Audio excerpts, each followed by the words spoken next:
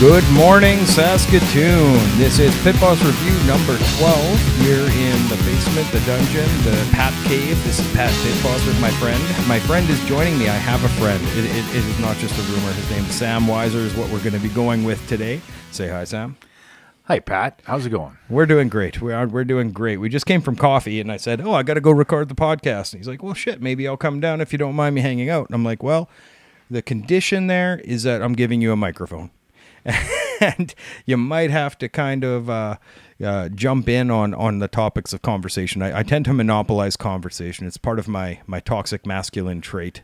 I find it really easy to overtalk you, though. If I start talking, you generally just quietly shut up. It's interesting. I'm a believer in meritocracy. I'm a big believer in meritocracy. So if somebody, I respect them. I respect their life experience, their value, their merit and their knowledge. You're one of the most well-read people I know in the world.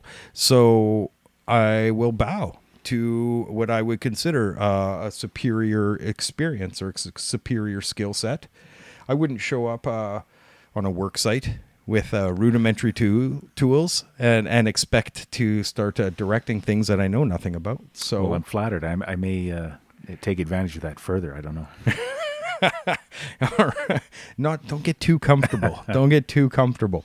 So yeah, we were talking a little earlier about I had done, this is number 12. This is Pitboss Review number 12. I had done a number 12 earlier, but I realized it was the Canada Day special, and I realized that it ended up being a bit negative. It ended up being not the most positive or uplifting or inspirational version of what I would like to put out there. I ended up being very critical of, the critiques of colonialism. And even though I think those are pretty valid, we can kind of touch on them, but I don't want to get lost in them, which is kind of what happened last time. I ended up critiquing, a lot of the Idle No More movement and the Indigenous stuff in Canada and elements of Every Child Matters, when these are all actually very noble. I consider them very noble organizations, ideas. I think Indigenous people in Canada definitely need respect and recognition on a lot of things. There is a very dark period of time in history in our Confederacy that...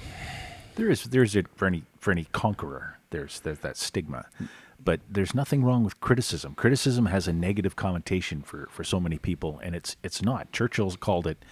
He said criticism is like pain in the body. It draws attention to an unhealthy situation. So you should be criticized, especially when it's someone that you have some symbiotic relationship with. If it's someone you respect.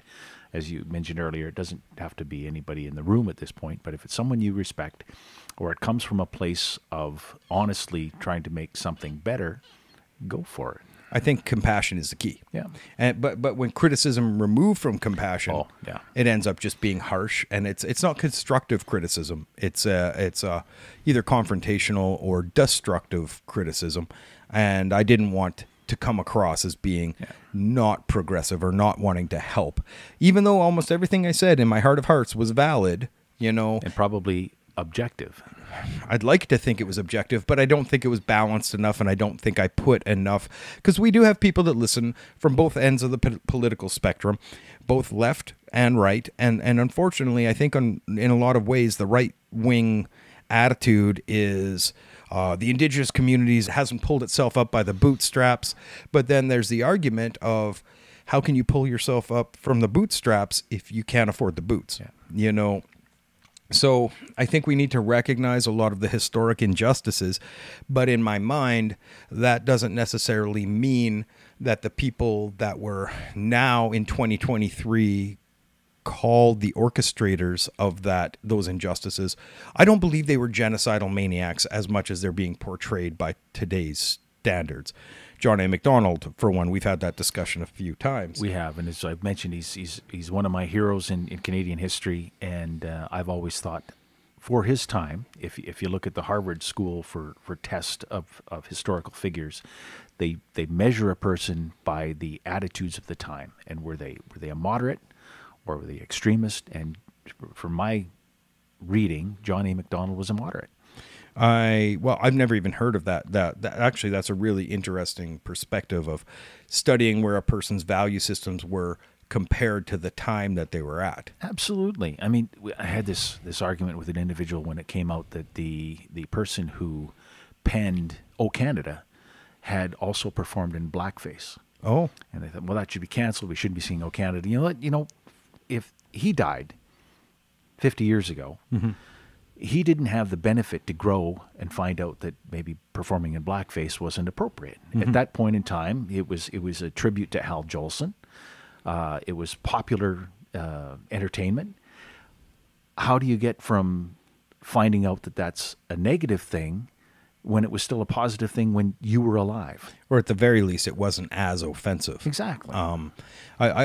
Lots of values like that, whether it's patriarchal values or, perfect one would be owning slaves, right? There was a time and place when slave ownership was a regular thing. Well, not just in America, but also in, the Roman society, the Ottoman Empire. Like the Ottoman Empire was owning slaves up until I think 1915. Simultaneously when the American country was being formed and they owned slaves, and the Ottoman Empire did it much later, but we don't talk about that aspect of, well, I guess by the standards of time, you can't really judge what's going on then by today's standards. We're stepping in the footsteps of what came before us, our precursors, Yeah, I'm not sure there's any justification for owning another human being at any point in history that Really? we could. No? No. But can you justify eating meat? Because it's With what I know today, yes, I can, because You feel comfortable with it? I do. Okay. I mean, from again that perspective, it's biblical. Right? Oh, The well, so is sacrificial- slave ownership. I fell right into that one. But that's just it. Times change, cultures change. I had an English teacher named Mr. Shikenik in Newtana, and he put this forward at the time, and he's like, to judge people 100 years ago or whatever by the standards of today's morality, take what we're doing today and take 100 years from now. And hypothetically, what if somebody came up to you and said, you think that owning an animal, you have a right to own that animal, you slave owner, or you have a right to eat that animal, you cannibal? And this blew all of our minds in high school. Like, what? This guy's crazy. But as I got older, I started doing the math on that. And as morals change, let's say hypothetically aliens land and they're not vegan. Would we be so much into, hierarchy, we're the top of the food chain? Battlefield Earth, yeah. Yes. So that's basically it. And or in 100 years, if culture evolves, let's say we develop technology to hear the language or hear the thoughts and the opinions of other animals, and they say, well, you guys have been the colonial oppressors of our entire globe the entire time you've been in existence. You are the 1%. You need to be slaughtered. You need to be, held accountable for what you did to all of us. We are your kin, and you did this to us. Well, you can't hold us accountable for our ignorance. That's true. And so this is kind of my point when it comes to people that talk about, John A. MacDonald being an orchestrator of the colonial genocide. I do take issue with the word genocide a little bit, Yeah. but... in my mind, genocide would be an erasure of a people or culture through violence. Yeah. Now, I know they added on cultural violence through the Truth and Reconciliation because that kind of softens that word. I believe that there's been a definite orchestrated cultural displacement. But the word genocide, I don't know. But I don't want to get too hung up on Canada Day. It was a while ago, right? So let's head on. Let's move on. John A. MacDonald was a progressive. Anyways. So I bought today a book that I have read before. I started reading it. I did first read it when I was actually surprisingly young. One of my teachers in like grade 6 or grade 5 had us read 1984. It's a great read. I mean, we talked about this earlier. 1984, Brave New World, Fahrenheit 451, Animal Farm, all of it. There's dystopian or utopian. One man's utopia is another man's dystopia. Yeah. Well, I think these are important books to talk about. At the political climate that we're going, where everybody's getting polarized, everybody's getting really hot, everybody's eager to argue. Me personally, 1984 resonates a lot because of the principles of Newspeak.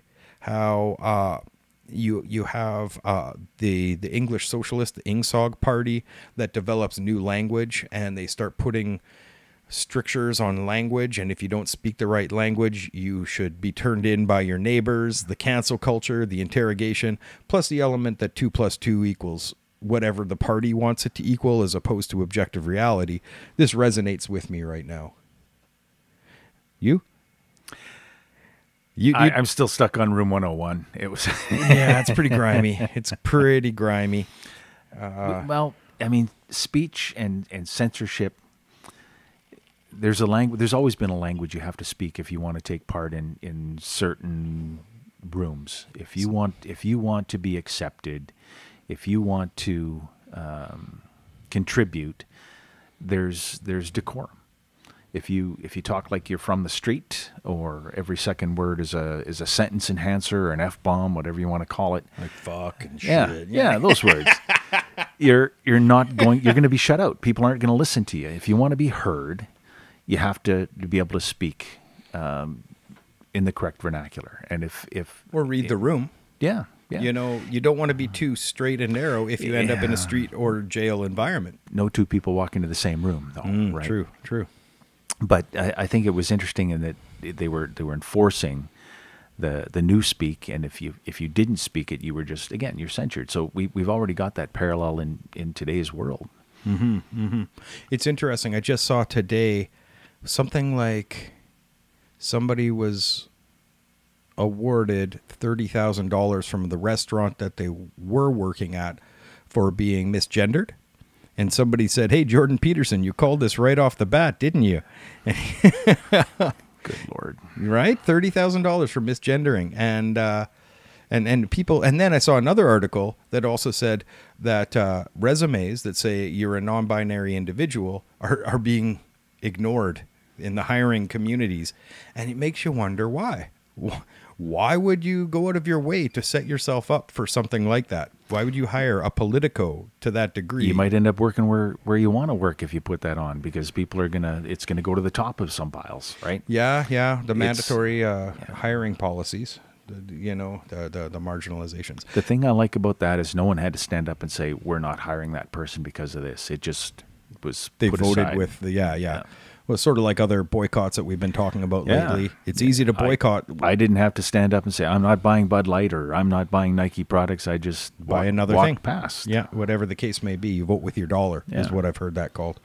But back to 1984, I think it's a very interesting book. I'm going to give it a once through again. I'm hoping, because I've talked to a couple of my friends, I'm like, you've read that book? They're like, no, what's it about?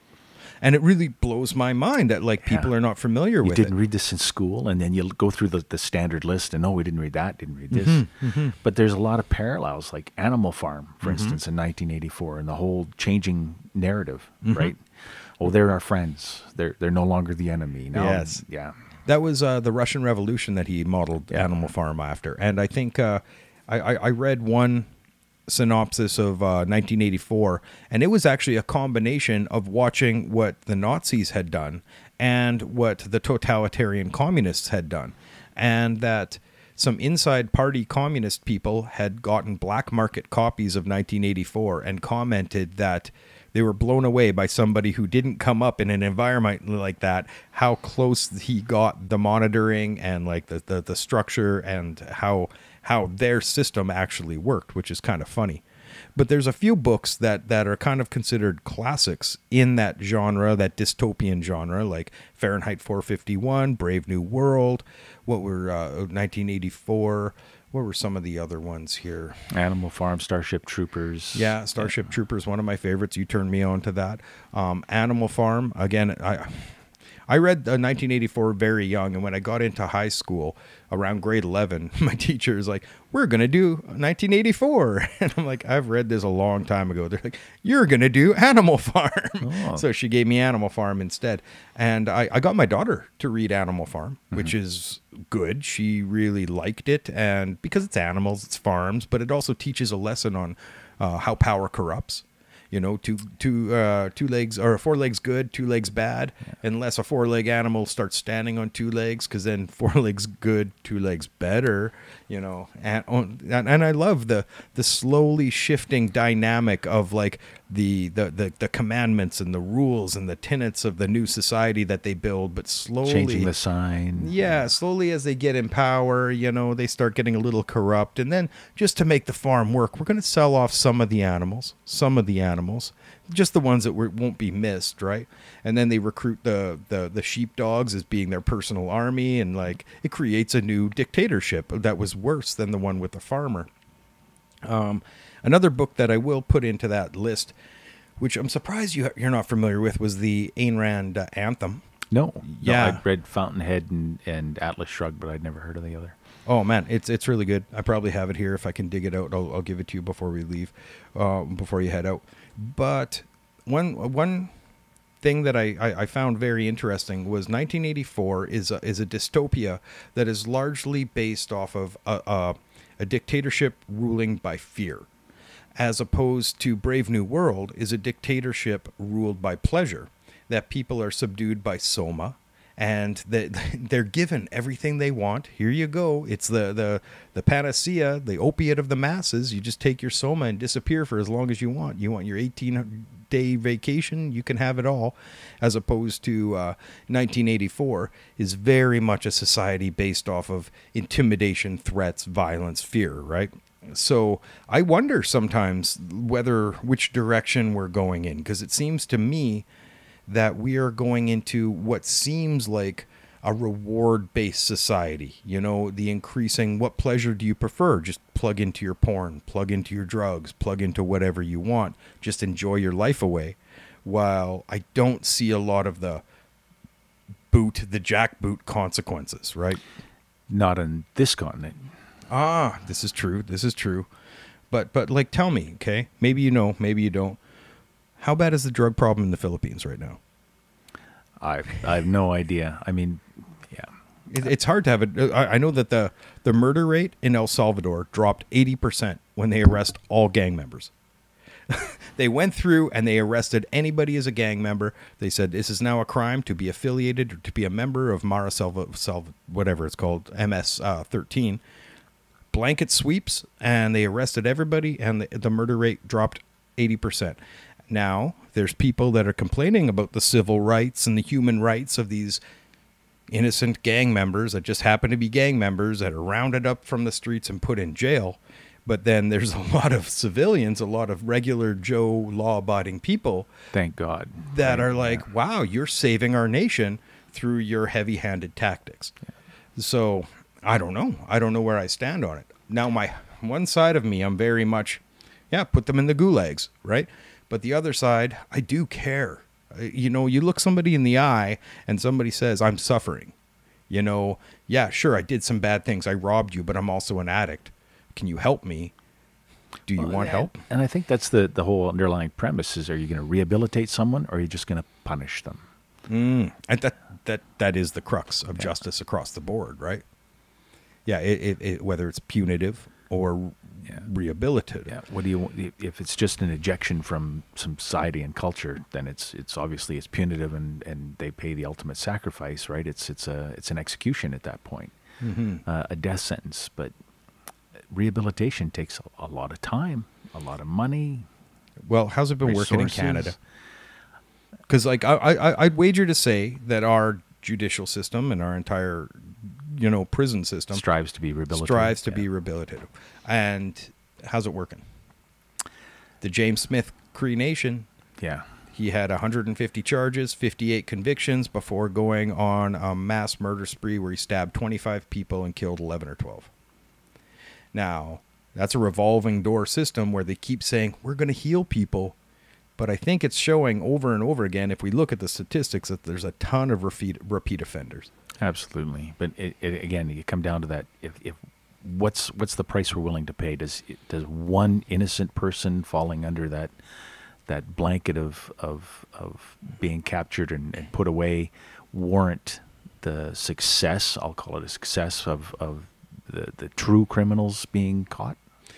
Yes, because there is the narrative that you need to break a couple eggs to make an omelet.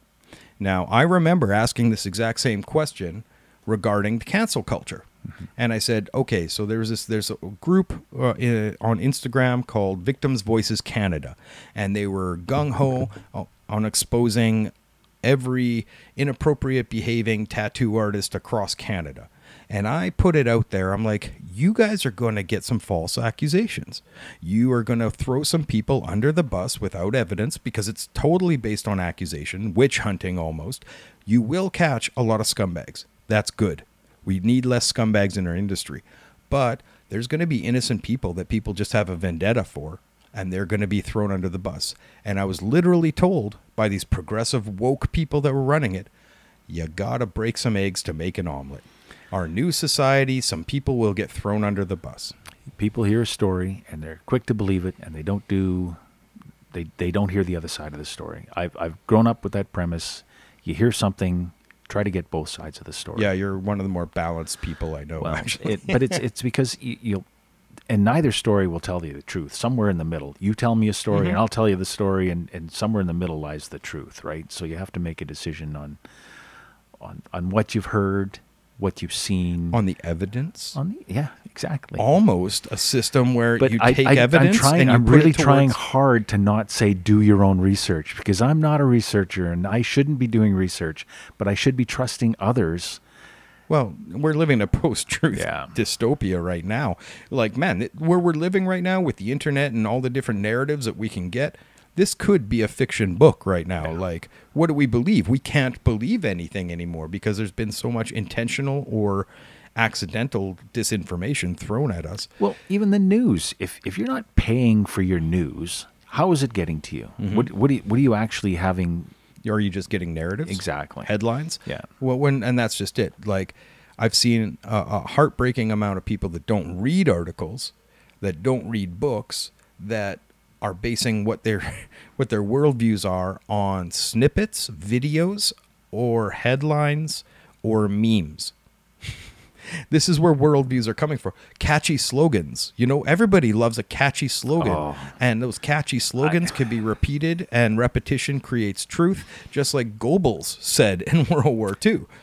I'm not a big social media person, but I do follow a few people on Instagram. One of them is the what? No way guy. Oh, okay. Oh, yeah. But there's another one that I can't remember, Mitch Rolls or something like that. But his tagline is "Hope that helps." So somebody will post a video going, "How's this possible?" And I go, "Well, there's a net under the water, or that's fake, or this." And he does debunk a lot of these myths. Oh, that's good. But it's, I mean, I shouldn't be relating that to something like a paid reporter at the BBC. I won't use the CBC in that example, but you know, but you just did. Yeah, but defund the CBC in my opinion. To get objective reporting. Here's the facts, and you make up your own mind as far as opinion goes. I do follow one page on Instagram, and it's very interesting because it's like they take a news report, they put it out, but then underneath they've got a gauge that says central news report, right-wing news reporters or news outlets, and left-wing. And it'll tell you the degree and percentage out of the people that they follow that will report on a specific article. So some of these things, it'll be like right-wing news reports, central, and nobody from the left. Or lots of people from the left, a little central, and nobody from the right. It depends on the article. It depends on the topic. So these people are very much cherry picking what they want to put out there. And it's funny because so many people sit in echo chambers. They do. They sit in echo chambers. They only want to hear certain things. And if there's another opinion, I disregard it. I don't want to hear it. I don't want to be involved in it. Now, I said earlier at coffee that I'm a recovering degenerate. I'm a living proof of a lot of the things I disagree with now. And it's kind of funny, like my view on porn, like it rubs a lot of people the wrong way. They're like, porn's good. I love porn. Interesting wording. Rubs people the wrong way. No, basically, like a friend of mine the other day, she's like, well, I'm single. And I don't have any sexual outlet, so I love porn. I watch porn. And I'm like, but you have to kind of admit that it changes your worldview a little bit because you start objectifying people when you didn't want to. And me personally, I'm trying to shut that down. I want to look at people as being holistic human beings with, you know, physical, emotional, psychological, and spiritual natures. But pornography really confirmed the, can I fuck her? Can I fuck her? Do I have a chance to fuck her? And I spent far too much of my life like that, and I just don't want to be like that anymore. So, but I also see a society, and I just saw an interview today with this guy. He's like, oh, if my daughter turns 18 and she needs extra money and doesn't want to get this part-time job, I totally support her doing an OnlyFans account. And is that the future we want for our kids? That at 18, you know, my daughter can sell asshole pictures to a 50-year-old man for $9 each video of her putting things inside herself? I'd hope not. Yeah, I don't know how you find value to your own, or how your self-esteem isn't impacted by doing something like that. But or young men growing up thinking that that is what a woman is good for. yeah, I came to say, nurse, no one talked to me about this. I didn't know that kids were sexually assaulting other kids. The way I found it out is because every patient I was seeing was being sexually assaulted by another child. So I was writing down perpetrators' ages, and it's an 11-year-old, a 12-year-old, a 13-year-old, a 10-year-old. And of course, as I started to look back through our charts, hear disclosures from patients, from parents, pornography is often an influencer. As pornography has become more and more accessible, we know it's so violent. Of course, kids are going to act out what they're seeing. You know, we'll have a teenage boy who assaults another girl and just enacting every scene that they see in porn, from strangulation to raping multiple times to ejaculating on their face to calling them a name and then being done, you know, leaving with no empathy whatsoever. That's straight out of porn. So this is a trend that's on the rise. It's really strange. I find this dichotomy happening between the attitude of pornography, the feminists on pornography from the 70s and 80s, where I worked in a porn store and we had people protesting outside saying this creates a dangerous patron and this creates dangerous mentalities and it's misogynistic, a lot of the content, to now in the 20s. And that was probably, I guess, the late 90s when I worked in a porn store. They were just DVDs coming out. From VHS switching over to now, 20 years later, where it's feminist that says sex work is real work and you can't judge me, regardless of the toxic masculinity that's a consequence of it. yeah. I guess we've seen so much pornography in just blown up, and you look at the internet. It's all available freely for any age that can type on a keyboard. That can click. Yeah, exactly. You know, are you over 18? Yes, no. Mm-hmm. I mean, so I've heard. Well, I've heard, I saw a video with a school nurse, and she said that 11 and 10-year-olds are simulating sex. Some are actually attempting sex, and the boys think choking and slapping are part of sex. And this is vanilla. Like, don't get me wrong, I'm a kinky guy. I've got a long history in the kinks community. Choking and slapping's been known to happen, but at least I'm a consenting adult engaging with other consenting adults, and we recognize what we're doing is a fetish outlier kind of behavior. Yeah, no, go ahead. I was going to just say pornography is when I grew up, it was more written. There like wasn't scripted stories. Yeah, and, there wasn't movies, there wasn't pictures, at least not available where I grew up and at the age I was. But I find that the mind is I don't know. It wasn't as misogynistic, I guess. Is Well, I look at it as an escalation. Like, so once upon a time, vanilla sex between, you know... chasing that bigger high. Yeah, that's just it. And when I worked in the porn stores, legitimately, I had a guy come in, and he's going through movie box after movie box after movie box. I'm like, can I help you find anything? Like, are you looking for specific subject matter or whatever? He's like, I'm looking for the women without the dead eyes. I want somebody who looks alive. And I unfortunately, I'd seen enough porn that I knew what he was talking about. And what it was he's looking for authenticity. He's looking for somebody who isn't just going through the motions. Oh, baby, fuck me. Oh, baby, fuck me. What he's looking for is authentic emotion. And what ends up getting authentic emotion is challenge and degradation and embarrassment and discomfort. And this is what the pornography industry started serving up. It started serving up increasingly challenging things. Anal, you know? It started serving up gangbangs. Wasn't it just engagement? What do you mean? Well, I mean, there's an old movie called Clute. I'm trying to remember who was in it, but there's a scene with a prostitute at one point. She's putting on this Meg Ryan type performance, having the orgasm in the restaurant. Oh yeah. And at one point, then she looks at her watch, and it's all an act, right? It's completely separate from what was going on. So where I thought you were going with that was more like the amateur, the real couples, not okay. Not well, people intimacy that would be another form of authenticity. Yeah. But how much intimacy and authenticity can you have in lovemaking when you're being video? When the angle has to be, look, I need to see this going into this. Like, move your leg over here, put it up over here. I have to go half sideways to get this angle. So that's it's one of the worst. I've done a little bit of adult content in the past. I've done some filming and photography, and the stuff that looks good, tasteful, I'm sure. Yeah, it's all art.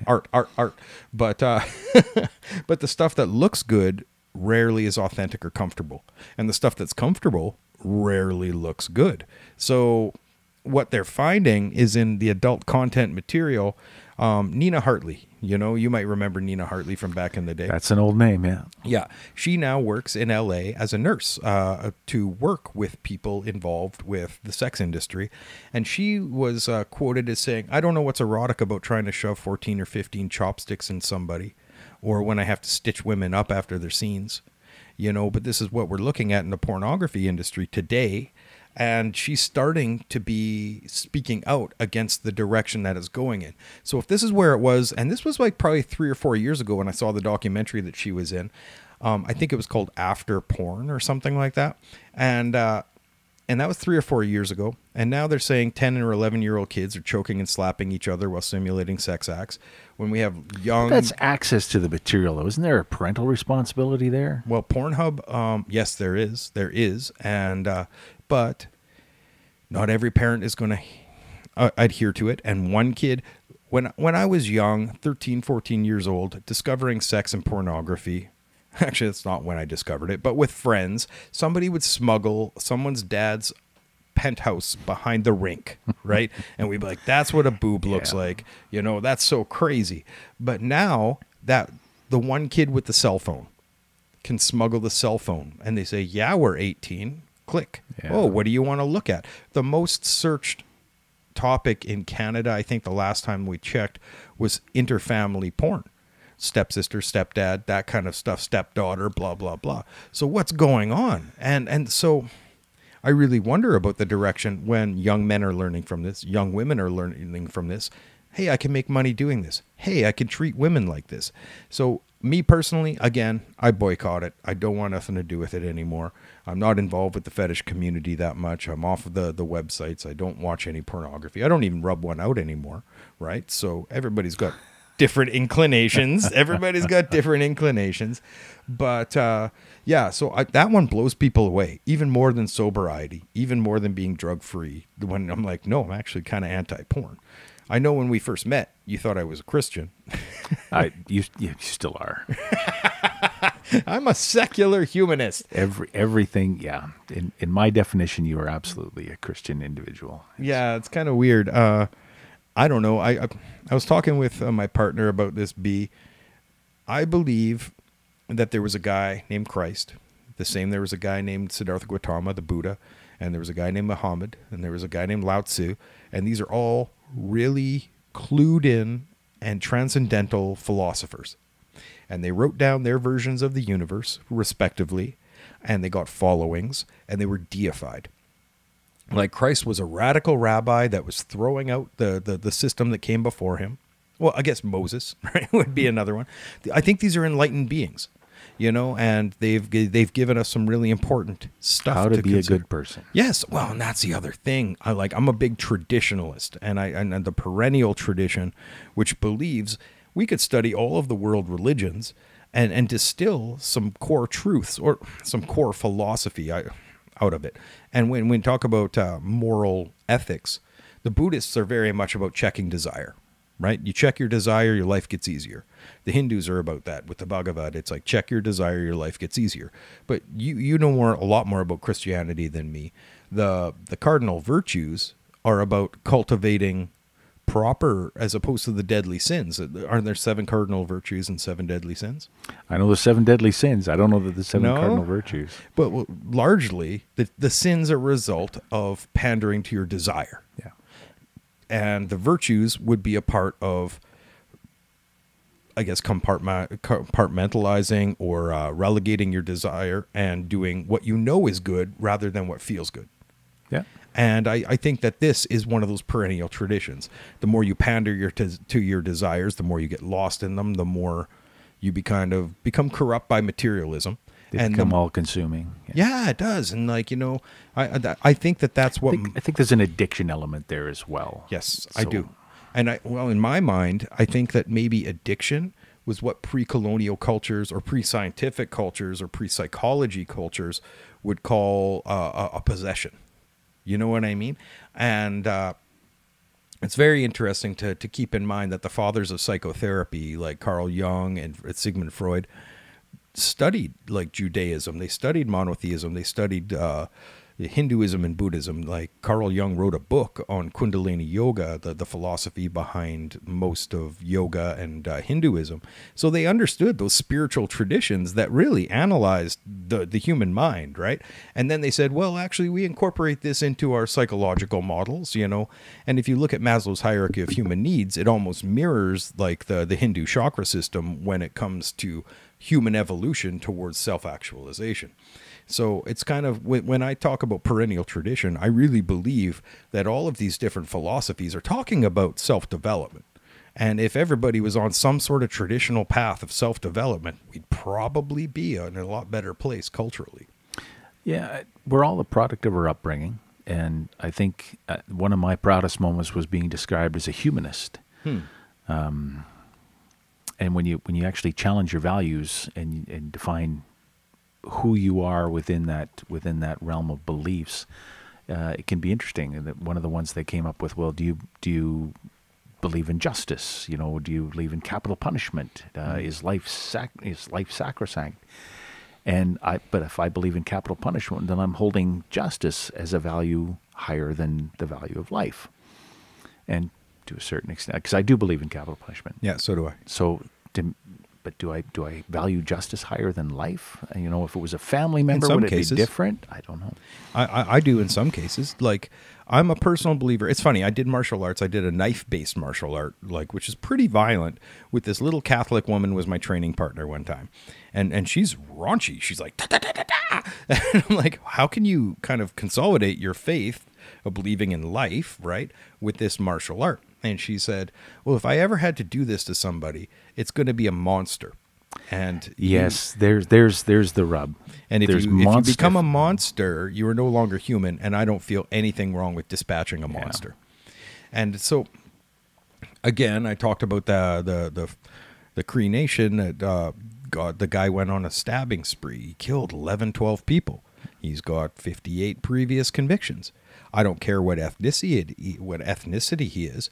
Do you not think maybe that guy's forfeited his time? Yeah. Or are we obligated as taxpayers to pay $200,000 a year for as long as we incarcerate him?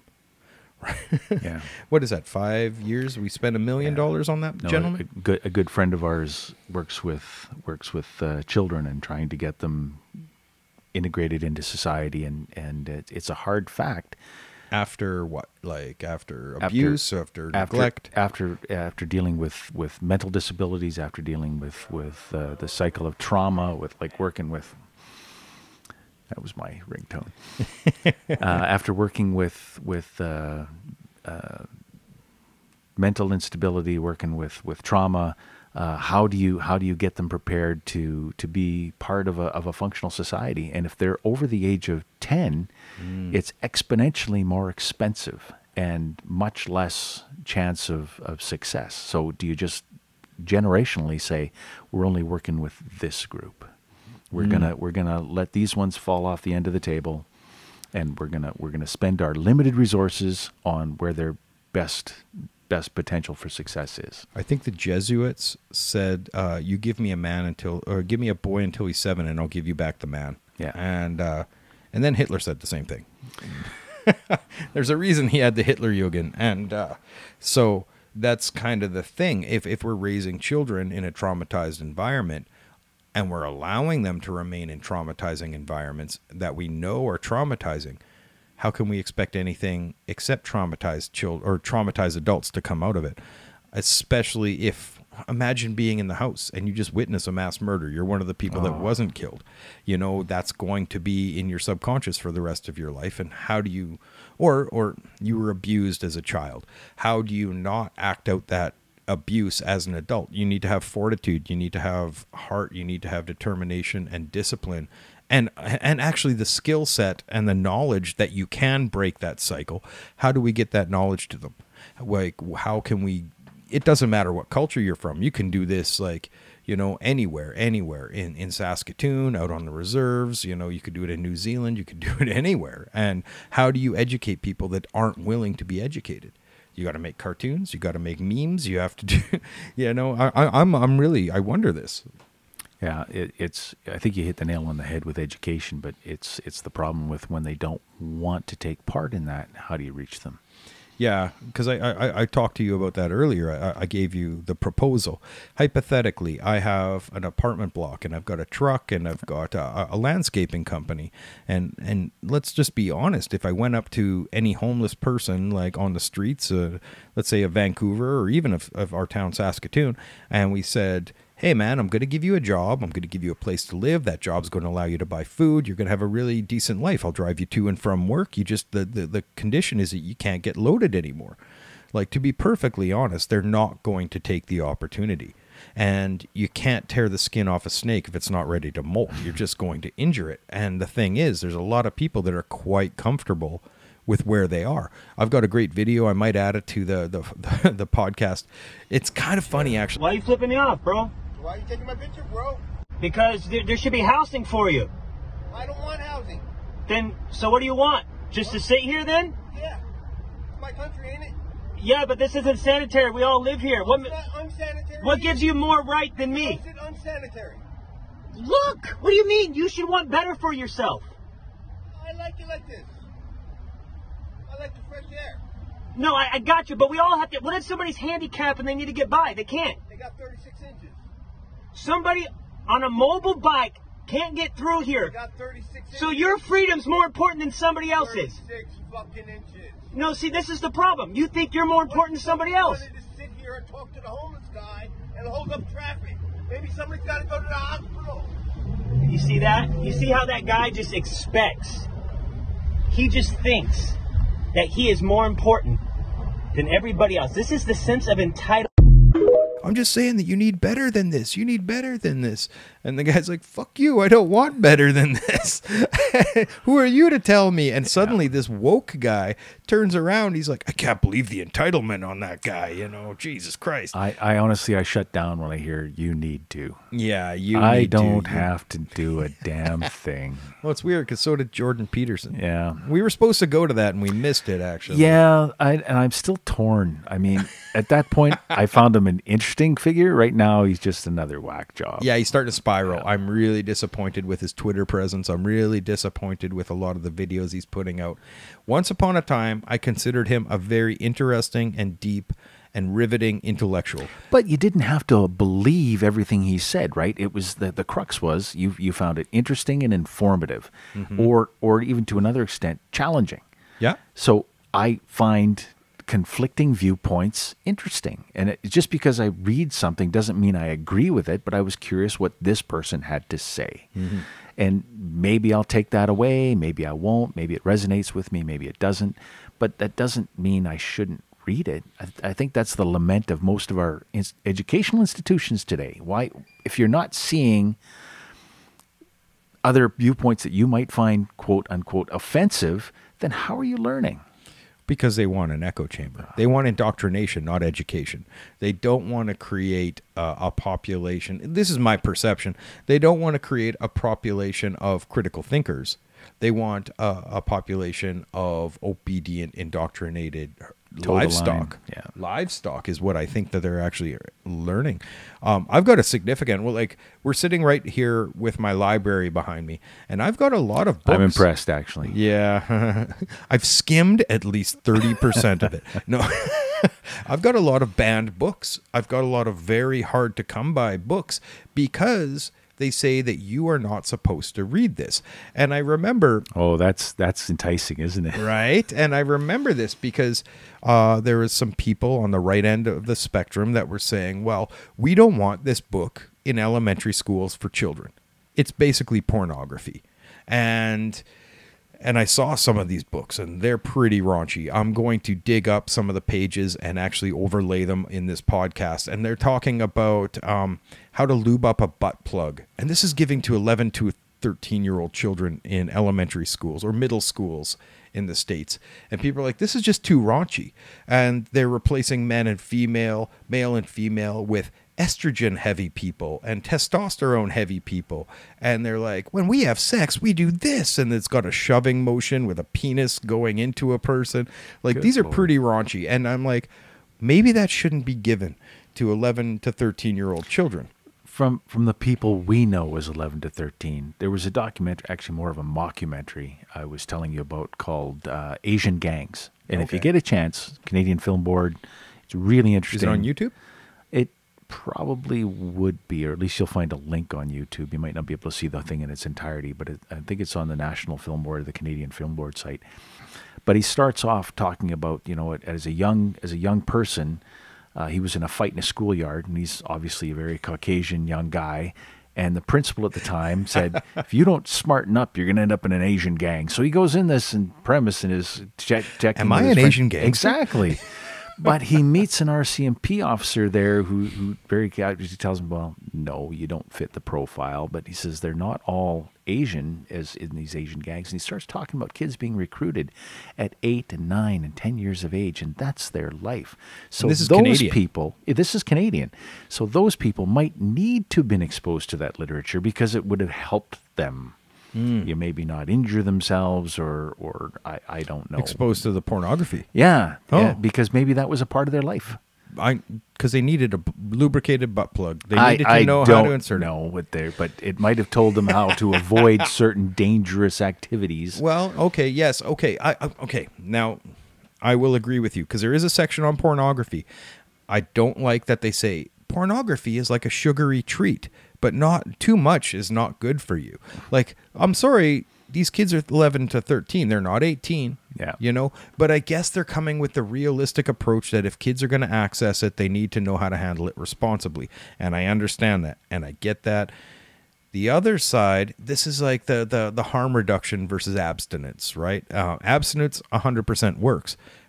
But it's also reasonable to understand that abstinence is not what kids are going to do. And No. so you need to show them how... I had the conversation with my daughter very early. You might come in contact with pornography. It's not realistic. It's not real. These are actors. These are paid actors. A lot of what they're doing is unhealthy. It's not good for you, but it's entertainment. It is made for entertainment. Like and wrestling. Yes, exactly. like wrestling with just a lot more dopamine hits and very, very addictive wrestling. But rewind back to the banned books. I remember that Stephen King on Twitter, he posted, hey, kids, if there's a book that they say should be banned from your school, I recommend you going out and finding what it is and reading it as quickly as possible. So I said, hey, like this? And it was The Theory and Doctrine of Fascism by Giovanni Gentile. Because guess what? Did you get a response? No. that one specifically, you can't find in the bookstores. You have to search it out. It's very expensive to find it because it isn't written by a progressive left person saying it's all bad. It is legitimately the theory and doctrine that this is all based off of from an Italian philosopher basing his stuff from previous philosophers. And there's no talk of race, and there's no talk of ethnicity, and there's no talk of ethnic supremacy. It's all the principles of it removed from the propaganda of the F word that everybody uses today. And I find that hilarious. And I'm like, ooh, that's one of those banned books. And I have a lot of banned books. I got books on Satanism. I got books on the esoteric roots of Nazi philosophy and fascism. But on the other end, I have a lot on the Quran and Sufism and the Bible. So you can't say, like, I'm a researcher of the human condition. And not just the noble aspects, also the ignoble aspects. Like, so I even have my section on kink and pornography and erotica and BDSM. Well, you've broadened my perspective already, because when you were talking about banned books, I immediately thought of like American Psycho or Catch-22 or Heller or Ellis or Catcher in the Rye. What really I want to read Catcher in the Rye. Maybe society doesn't want me to read Catcher in the Rye, but I want to get on that one soon. It's not his best book. If you get into Salinger, it's not his best book. But it was written at a time when there was a moral message in most literature, and the message in that book, the central message, was that a young man was willing to die for a cause, die nobly for a cause, but a mature man was willing to live silently for one. That's interesting. Yes. So if you read it with that premise in the back of your head, it'll be more interesting. You won't be a radical. Yeah. You won't be radicalized. Well, you mentioned American Psycho, and I read the book before the movie came out. And I did too. It was disturbing read. Oh man! But that was the only reason I picked it up, because it was banned. Yeah, they want. Well, I didn't know if it was banned, but they wanted to at the time, and I'm like, I need to read this. It disturbed me that came out of somebody's consciousness.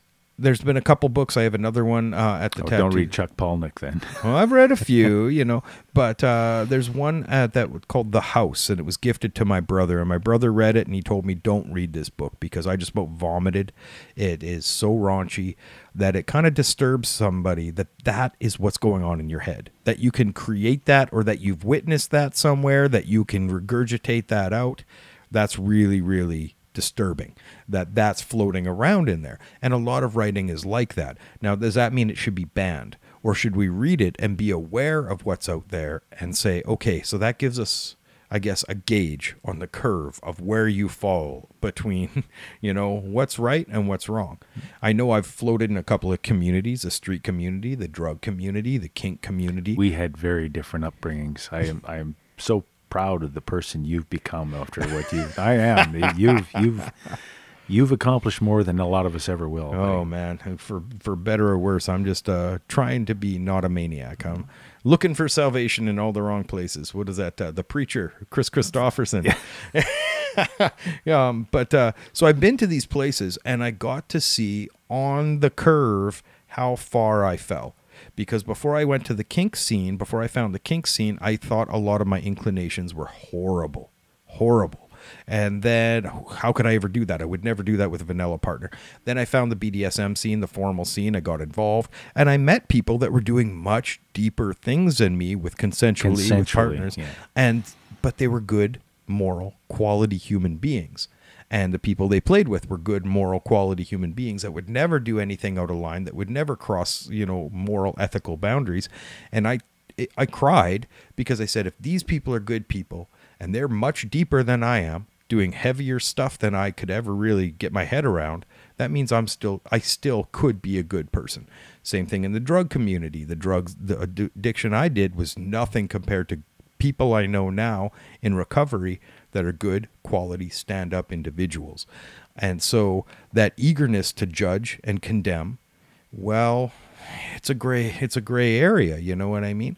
But I think these heavy books and like these radical philosophies, if you can read a radical philosophy like Ragnar Redbeard's Might Makes Right and look at it and say, well, this part makes sense, but this doesn't, and you aren't sucked into it, you don't become a fundamentalist. The same thing could be said about the Bible or the Quran or any of these other holy books. If you can read them and say, this makes sense, but this one doesn't, well, I guess you're kind of a critical thinker. I think a lot of it comes with age as well. A young person might be more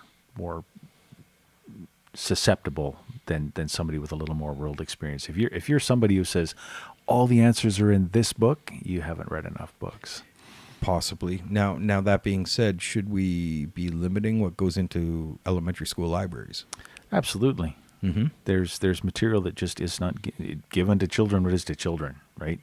There's things that they shouldn't be exposed to. There's ideas that they aren't prepared to incorporate or understand. Would gender be one of those? That is such a base understanding. If you've got an X and a Y chromosome, or if you've got two X chromosomes, you will get fired from a Texas school. Yeah, for teaching exactly. That. It's this whole debate over washrooms. It's to me, it's simple. It goes to design. If there's a urinal, you need a penis to use this washroom. If there are just toilets, feel free. But do you remember Kindergarten Cop, where boys have penises? It's not a tumor. Oh, yes. The little boy, in I think in kindergarten, he's like, boys have penises, girls have vaginas. You hate criminal. You hate criminal. Ban that movie. We need to cancel Schwarzenegger for being associated with something like that. I think that Arnold Schwarzenegger is one of my favorite, flip side guys. I don't know if it's just politics in general where people like to play the public. He is now one of the most progressive guys that you compare him to, Pumping Iron, or the guy he was coming up, he's the same pragmatic, common sense individual that and I'm going to get hated for saying this, that Ronald Reagan was.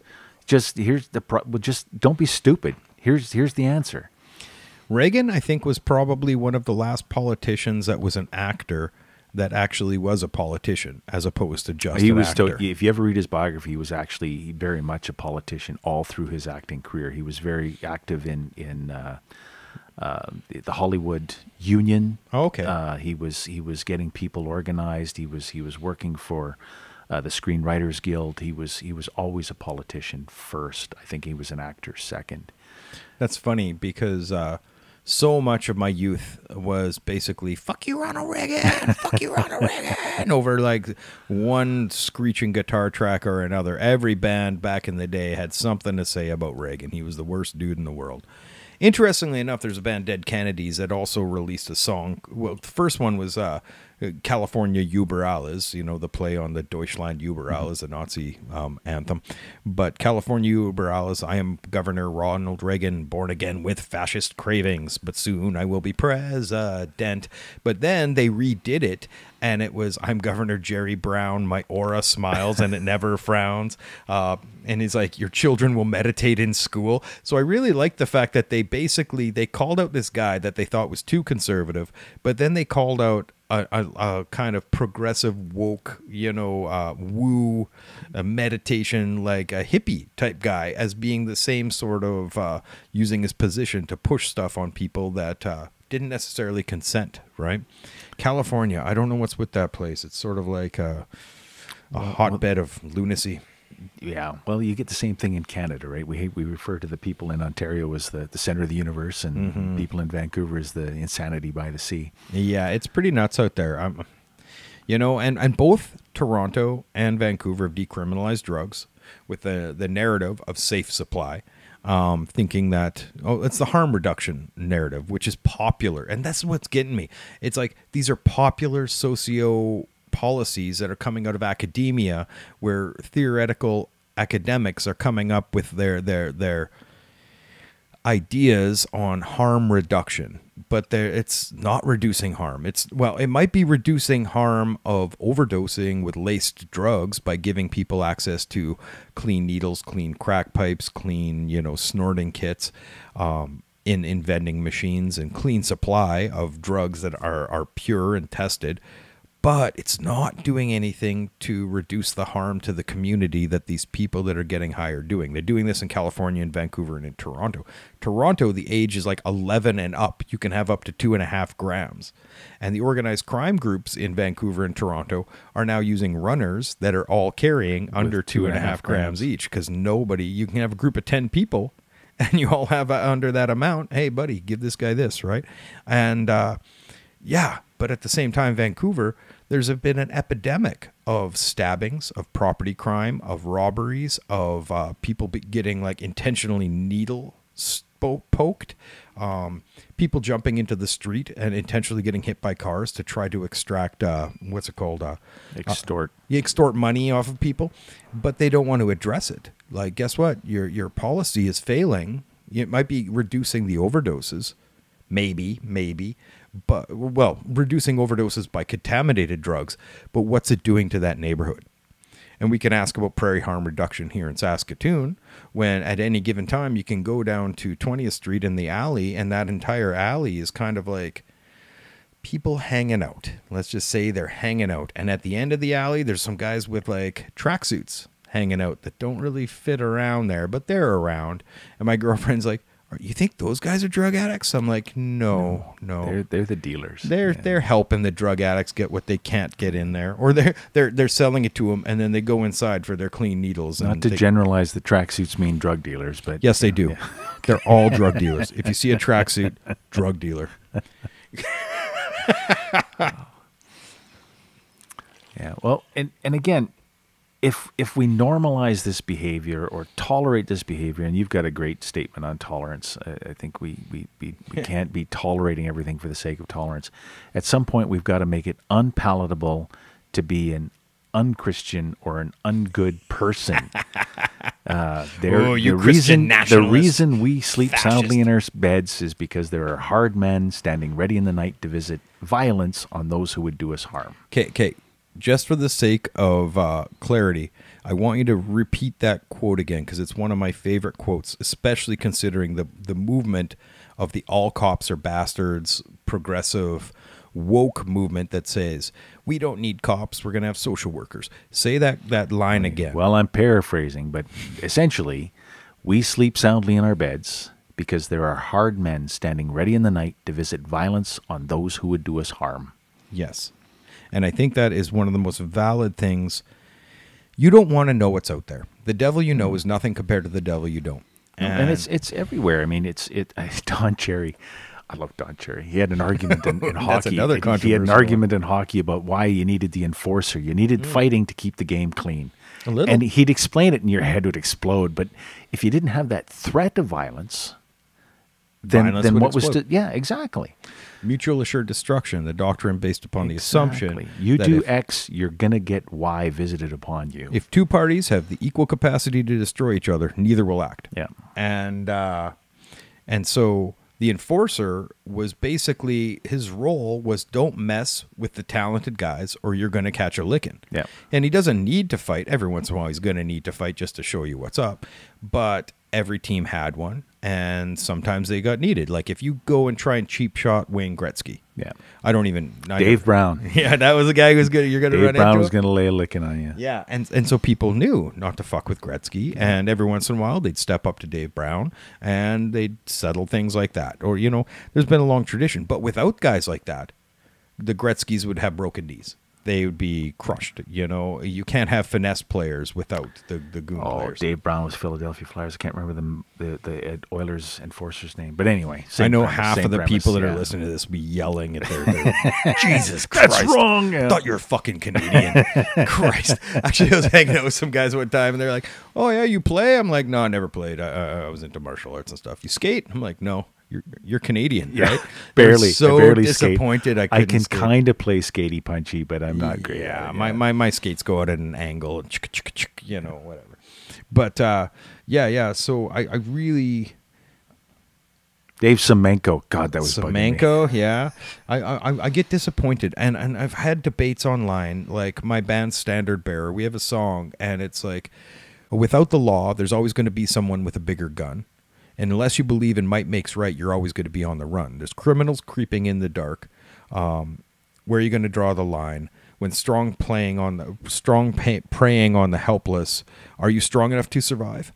Because that's just it. There are bad people out there in the dark. And I don't think most of the people that are all about this, like defund the police, all cops are bastards, eliminate authority, get rid of hierarchy, I don't think that they're armed. I don't think they're prepped. I don't think they know how to handle themselves against bad guys at the door. When they do run into them, they're very, very thankful that we have allotted strong, armed people to come do the dirty work that they don't want to do themselves. I agree with that. But there is an argument that we don't always need that cop. And Ernie Lutie, you've met Ernie as well. I've got a lot. That's of how you respect. pronounce his name? Yeah, I've got a lot of respect for Ernie, Indian Ernie. For those who read his book, books. Indian Ernie, He's Policies got of Leadership and Policing. And yeah, I think he's got 4 out now. One's actually a work of fiction. But he once described it to me. He says, "You don't need a knight when an archer will do." So if you've got that's somebody, valid. reporting a property crime, you don't send a police officer who's out there armed, trained to defend himself, et cetera, to go take a property crime report. Well, yeah, maybe you could have different degrees of constables, different... Exactly. Yeah, well, and I think that was what the idea of defund the police, if you actually talk to the people that are serious about it, we're talking about. Like, if this is a situation that could be talked down, send them. If it's a person, like, exactly, just taking notes, then send them. But at the same time, I've been to places where a girl is being beaten by her boyfriend, and he's got a knife, and he's holding the child hostage, and me and my bouncer friend show up. What are we going to do? Yeah. You know, and this guy's like a drug dealer from North Battleford. And you know what? I guess I'm a rat. I called the police. So she didn't get stabbed, or her kid didn't get stabbed. And as soon as he heard the cops are on the way, he jumps in his truck and drives away. Thank the fuck for police. Yeah. Oh, and I'm not suggesting defund the police at any level. What I'm suggesting is maybe we need more resources, but maybe not the full... Refund the police, Yes, and hire more. Exactly. See, you're so kind, because I kind of think, you know, you give them bigger guns and gulags. And you set up camps, you send them to the mines. And we're back to 1984. Yeah, well, that's just, I was going to say earlier, you know, because I would be lying in my heart that I didn't think that El Salvador had something on there, or that whoever the guy is in the Philippines, if you got caught dealing drugs, boom, you're not leaving the street. I go back to Starship Troopers. That, to me, was a utopian society. You once described it as fascist. I don't think it was a fascist I government. guess it's because we've read different books. Yeah, no, we read the same goddamn book. But When it comes to our definitions of Yeah. fascism. Yeah. But, okay, Starship Troopers, you turned it on to me, and is now one of my life books. It changed my perceptions a lot, and it really boiled down to the history and moral philosophy sections, and primarily... rights and responsibilities. And duties, yes, duty, your duty. And you had asked me once, hey, man, do you feel that you have duty? What do you hold a duty towards? And I was like, you know, left woke kind of dude. I'm like, man, this country's never done anything to me. I don't know this country anything. This country's done so much for me. And living here, I've taken it for granted for so long. And reading that book put things in context for me, because they only allow people that have contributed civil service to vote. So if you aren't willing to put your safety or your time or your energy or sacrifice something for society, why should the society sacrifice anything for you? You don't get a voice. Yeah. Yes, that's cool. You can live here. You can make a living. You can exist, but you don't get to make a decision on how society runs. And people would be like, oh my God, how totalitarian. As a matter of fact, the Starship Trooper movie was intentionally made to mock the fascistic elements of that. They turned it into a comedy. It's kind of weird. Gestapo-like uniforms. Intentional. Yeah. Like, 100%. They took Nazi uniforms to parody it. But the history and moral philosophy sections of that book were a game changer for me, because... Well, for those for the 3 people listening, Starship Troopers, the movie, is nothing like the book. No, it's not campy at all. The book is quite serious, and it's written by somebody who has obviously done time in the military, and that's very interesting. It's funny. I've increasingly felt that responsibility and duty are closely linked with my idea of trying to be a better person tomorrow than I was yesterday, for the greater good of my family, for the greater good of myself, my community, and all of that, right? And as I watch what's happening in Vancouver and Toronto, like the stabbings going nuts in the public transport in Toronto, this is a direct direct result of individuals abandoning responsibility and duty in their life for what they would rather do. And this carries over to deadbeat dads, to the wine moms, to the neglectful, parents that don't want to see their children once they've made them. The people that shocks me. That's such a generational thing. It is. And I really wonder, like, something happened in the 70s or maybe even the 60s that after the hippies, I don't have to do it if it's uncomfortable. And this is what they ran with. They ran with, if it doesn't make me feel happy, if it doesn't spark joy, I shouldn't do it. Sex sparks joy. This child doesn't spark joy. I don't need to sacrifice anything. I'm going to either do the A word, get rid of it in the womb, or just abandon it. Oh, this woman, she's annoying now that she has my baby. I'm ditching. Oh, this child is annoying now that my boyfriend ditched. I'm just going to get drunk and neglect him or dump him on grandparents. Then 15 years later, that child's in the subway stabbing people with 15 of his buddies. And it's funny because in Starship Troopers, he addresses this, that like, hey, guess what? There's no such thing as a juvenile delinquent. Delinquent means failure in duty. And the people that are failing in the duty when you have what you're calling a juvenile delinquent are actually the parents that didn't do what was necessary to raise a child. And when you look at society by those standards, this is literally what we're seeing right now. The popular entertainment, the drug culture, the porn culture, the fast food culture, the speeding down the public streets, disrespecting elders, people robbing little old ladies. This is exactly the society that Razchek or Professor Dubois in that book was talking about before the veterans took over and created their militant utopia. Now, this being said, this freaks me out because the movement of the increasingly tolerant left, and the line that you're talking about that I say all the time is a society that regards tolerance as a virtue without the regard to the thing being tolerated is a dying society. As the progressive tolerant left increases tolerance, that slippery slope and that pendulum is going to create an intolerant reaction. And a militant boot heel will come as a result of this. And if you don't want to see jackboots on the street, rational individuals need to start calling out whack job shit before it goes too far. I'm a firm believer in that. And our communities, don't let, I don't know. Who am I to say that maybe you should recommend your neighbor Moses' lawn? Clean up that graffiti, whatever the case may be. As an ex-vandal, do it for them, yes, that's a very good idea. You step up for your community and you do the thing that the other person doesn't do. That would be very considerate, noble, even in a very microcosmic way. Get involved with your community association, get involved with local politics, try and be the change, Gandhi, try and be the change you want to see in your communities. The biggest thing I've found in my experience is making connections with people. Yeah. I've been fortunate enough to work with people all over the world, and when you've just reached out electronically, you don't have that connection you do until you've met them. Once you've met, your relationship changes. Yes. It becomes very difficult to just tell that guy who was once just a picture on a screen to go fuck himself. Whereas once you've met them and you've talked about, hey, what are your kids doing? Where are you from? How'd you get here? It's you start to respect the individuals. You understand where they're coming from, and you're going to, if something's untoward is happening, you're going to ask, why is that happening? Somebody's not mowing their lawn.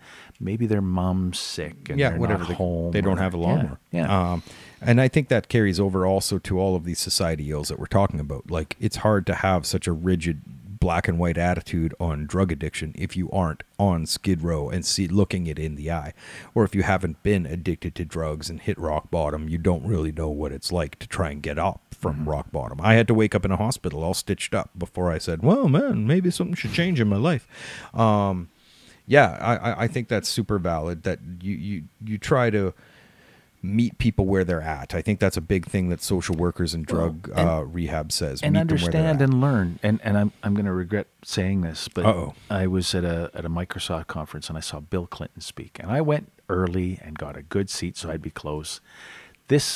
And you can say what you will about the man, and I don't respect the man, but this was an intelligent person. He spoke for 45 minutes without any cue cards, talking about an NGO that him and Hillary had built and how they were helping women in Thailand who were, and families, where the father had gone, giving them cell phones, getting them access to media. Because when they're fishing 6 miles offshore and they paddle into a port, they've got to take whatever that person is offering for their fish. Whereas if they check what each port is paying, then they can go directly to the port where they're going to get or the they can best bang for negotiate their with buck, a little bit right? of information. So it normalized the commerce. It put more money in these people's pockets, just with the simple thing of giving them access to technology.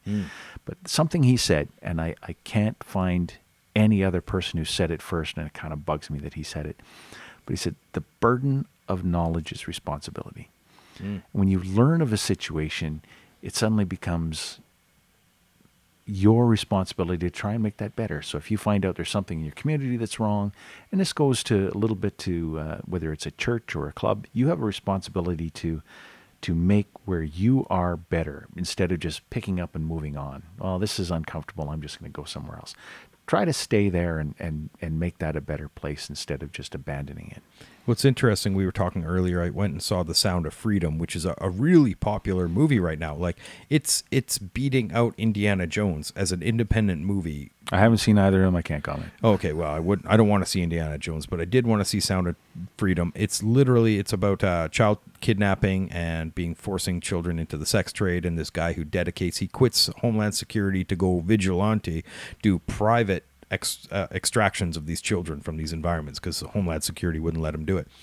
Now, this video or this movie, it's selling out left and right, and all of a sudden people are concerned about international child exploitation. And what they forget is this is happening here in our city. I know it's happening in our city. It's not an over there problem. No, it's a right here problem, and it's a round here problem. And if you care about these children, every child matters. If you care about these children, what are you doing in town to stop that problem today? Mythologically or philosophically, there's a story in Tibetan Buddhism about the Buddha of compassion, which happens to be what my girlfriend has tattooed on her back. And very hermaphroditic, but he takes a vow that says it will be reborn until they can eliminate suffering for all sentient life. And they go on for a period of time. And like however many thousands and thousands and lifetimes and aeons. And they're like, okay, I've been doing this a long fucking time. I want to check. I'm going to open up my Buddha mind and I'm going to see how much work I've done to alleviate the suffering of all sentient life. And when they realize that they've done nothing, they haven't even started to begin. Fool's errand. Yeah. What ends up happening is it shatters. And from the shattering, it becomes Mahakala, the great destroyer. Which is interesting because I have him tattooed on my arm from many, many years ago. And the Great Black Destroyer is an absolute opposite. Out of compassion, it destroys everything, and it ushers in the age of Kali, where everything falls apart and the great collapse of all the universe, because you cannot eliminate the suffering because it's huge. But what you can do is try to work on yourself, and you can work on your house, and you can work on your neighborhood, and you can work on local community development. And I think if everybody looks at it as like, don't try and save the world, don't try and save Thailand and Vietnam and Philippines and Cambodia and Colombia, you or wherever. You don't try to save the kids there, but you can save somebody in your neighborhood. You could save somebody that you could change the life of one or two people that you're close to. And that is profoundly, I can't even think of the right word. That is profoundly influential to that one individual you changed. There's the story of what was it? The boy picking up starfish on the beach, and he's just picking them up and he's tossing them back in the water. And a grown man's like, "What are you doing? Look at how many starfish there are. Like, you're never going to save them all." And he's like, "But it made a difference to that one." And I think that's a very, very interesting story, and I think it's relevant to what we're talking about here. And I really appreciate that this podcast has been on the more positive tip than the last one, for sure. Well, and I just wanted to get this right, so I looked it up.